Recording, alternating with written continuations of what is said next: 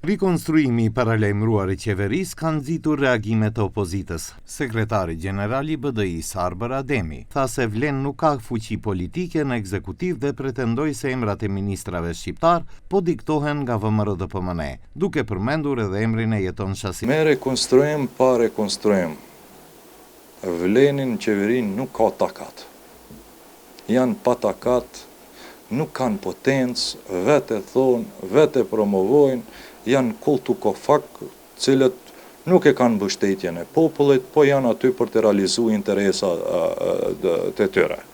Unë dëgjoj se VMRDPMN propozon edhe emrat ministrave shqiptar të cilët vinë nga Vlen. Vlen nuk I propozon, një prej tyre Jeton Shasivari për cilët, me një sistem të Karakamishevës dhe VMRDPMN-s.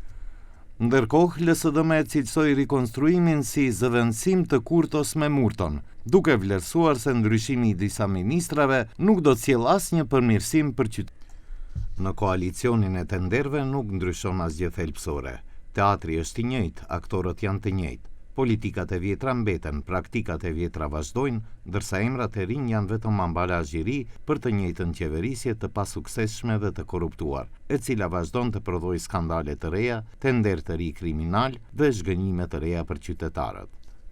Reagimet e opozitës vinë në prag të zyrtarizimit të rikonstruimit të qeverisë, I cili pritet të finalizohet gjatë